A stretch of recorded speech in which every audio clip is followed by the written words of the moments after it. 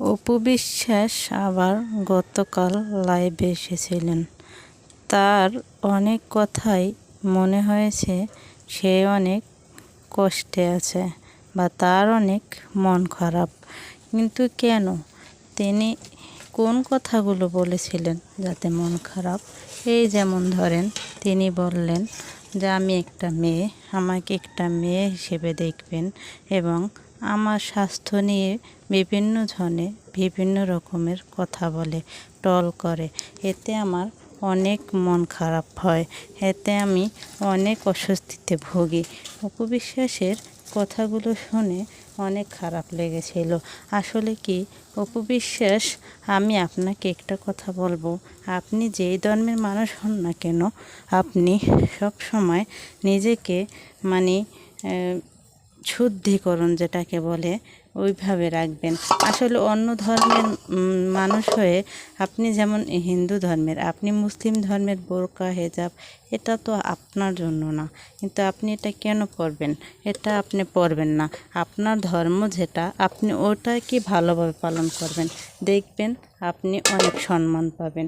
আসলে কি মানুষ আপনাকে ধর্ম দিয়ে বিবেচনা করবে না, অনেক সময় দেখা যায় আপনি মানুষটা কেমন এই দিয়েও আপনাকে বিবেচনা করবে। আসলে অনেক আছে যে শিক্ষা, সব জায়গায় কিন্তু শিক্ষার প্রয়োজন হয় না, আবার হয়ও। যেমন দেখেন, কিছু মানুষ আছে অশিক্ষিত, লেখাপড়ার যোগ্যতাও তো নাই, তারপরেও তাদের এমন কথা বলার স্টাইল, এমন চলাফেরা, এমন তার পোশাক আশাকের ধরন, তাতে বোঝা যায় যে না, লোকটা শিক্ষিত কম হলেও অনেক ভদ্র, তার নৈতিকতা আছে, ভালো মানুষটা, ভালো ফ্যামিলির মানুষ। কিন্তু দেখেন, অনেক মানুষ আছে শিক্ষিত, তারপরও তার কিছু কথাবার্তা এমন হয় যে মানুষ তাকে নিয়ে নানা ধরনের বাজেভাবে কথা বলে। ঠিক আছে, আসলে অপু বিশ্বাস বা বুবলি, আমি মনে করি যে যেখানে আছে, যার যার জায়গায় সে ওইভাবেই থাকা উচিত। যে ধর্মে হোক বা যেখানে আছে, যে পরিবেশে আছে, ওই জায়গাটাই তাকে ক্যাশ করে ভালোভাবে চলা উচিত। দুজনের কারোরই উচিত না মরীচিকার পিছনে ধরানো। কারণ শাকিব খান আপনাকে যেমন, অপু বিশ্বাস আপনাকে যেমন শাকিব খান ঠকিয়েছে, ঠিক তেমনি বুবলিকেও ঠকিয়েছে। দেখেন, আপনাকে যদি শাকিব খান ভালোই বাসছিল বা ভালোবাসতো বা আপনাকে নিয়ে সংসার করার ইচ্ছেই থাকতো বা করতো, তাহলে কখনো সে বুবলিকে ভালোবাসতো না। যদি অভিনয় যাই থাকুক, তা কখনো করতো না। বুবলির পিছনে তখন কোনোভাবেই যেত না। আপনার তো তখন একটা সন্তানও ছিল। তিনি যদি চিন্তা করতো আমাদের একটি সন্তান আছে, আমি এখন আমার স্ত্রী যা হয়েছে না হয়েছে তাকে নিয়ে আমি থাকি, সন্তানকে নিয়ে, আমার স্ত্রীকে নিয়ে, কিন্তু দেখেন তিনি কিন্তু তা করেননি। তিনি ঠিকই বুবলিকে বিয়ে করে ফেলেছে।